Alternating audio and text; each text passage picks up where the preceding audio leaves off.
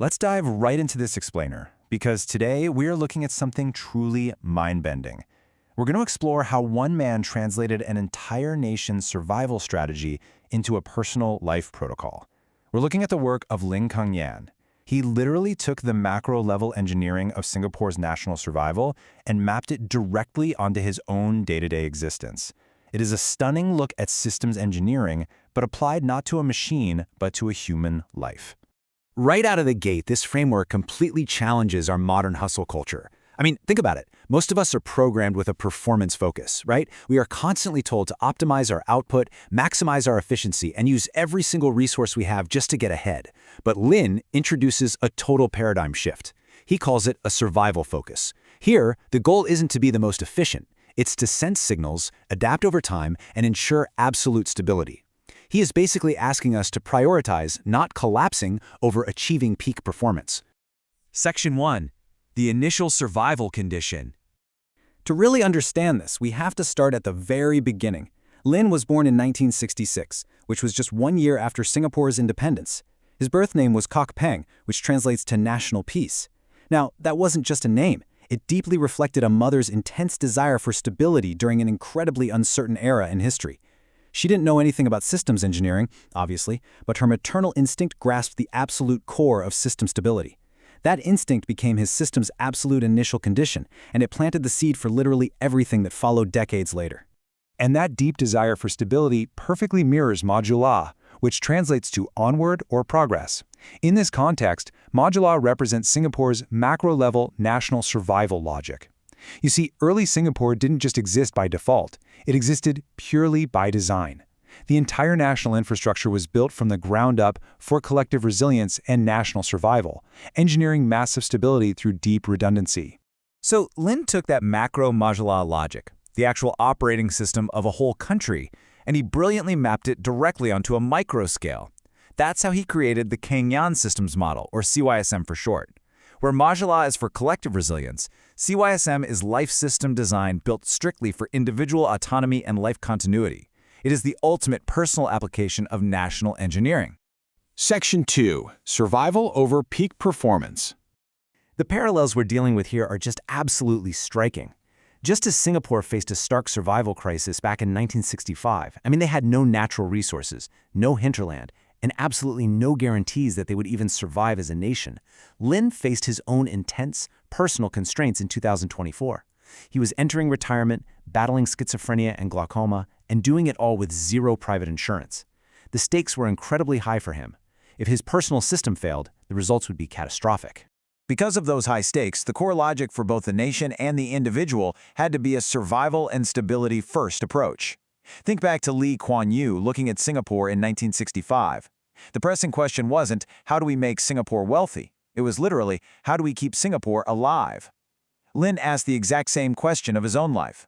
The goal wasn't maximizing wealth, it was figuring out how to prevent his life system from collapsing entirely. Section 3. Life's core firmware. Now, a lot of people tend to view things like public housing or mandatory national savings as government benefits, or maybe even burdens, but not Lin.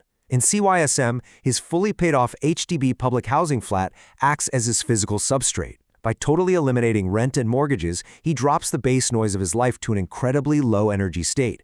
We're talking an astoundingly low 667 Singapore dollars a month. Meanwhile, his CPF and Singapore savings bonds act as what he calls certainty APIs. He doesn't have to try and predict the chaotic stock market at all. He just plugs into these national risk hedging modules to lock in a guaranteed 5.61% system yield. He actually sums up this entire approach perfectly, letting the system run itself and minimizing human intervention. What's fascinating is that this concept was directly imported from his decades of experience managing the massive building automation system over at Suntec City. In industrial automation, you don't constantly tinker with a system just to get a tiny performance boost, right? You design it to run reliably and to prevent irreversible damage. He simply took that exact same industrial logic and applied it to his own biological and financial existence. Ultimately, survival isn't about working harder. It is a mechanical process. It always starts with a signal, meaning sensing and detecting changes around you. Then comes time, adapting continuously and evolving with those changes. And finally, that leads to stability, building resilience and ensuring lasting security. It is a highly deliberate, calculated loop of self-regulation. Section 4. Reclaiming time autonomy. When you process the chaotic inputs of everyday life through deterministic modules, like your health, your investments, your time systems, the system starts to generate some profound long-term outcomes. And the final output here isn't endless overflowing wealth. It's what Lin calls exemption power and true life autonomy. Because of his system, he no longer has to sell his time to a corporation just to survive. In fact, Lin describes CYSM as his very own personal declaration of independence. But it's really important to note that this is not independence from Singapore. His system relies heavily on Singapore's infrastructure. Rather, it is independence from uncertainty. By keeping his energy burn super low and building up reliable cash buffers, he secures absolute sovereignty over his own time. It is a fascinating shift from territorial sovereignty to time sovereignty. Section 5. East meets engineering. What makes CYSM so extraordinary is how it structurally converges ancient Eastern philosophies with extremely rigorous Western engineering outputs. On one hand, you have Taoist non-deliberation, flowing naturally without force. You have Buddhist awareness, reducing desires and accepting your constraints. And then those spiritual concepts translate directly into low-energy automation and risk buffer protection. The spiritual literally becomes the mechanical. It's just a breathtaking synthesis of his cultural upbringing and his STEM education. At the core of this entire system is a concept called isomorphism, which basically means having a similar structure or appearance. The predictable, stable, and transparent rules of Singapore's national environment are perfectly mirrored by the self-calibrating, resilient habits of Lin's personal life system. The institutional certainty of the nation enables the life system certainty of the individual. They are truly just two halves of the exact same survival equation. Now, Lin is very clear that CYSM is a system meant to be understood, not just blindly copied. It emerged from his own very specific constraints and environment. So I want to leave you with this final thought.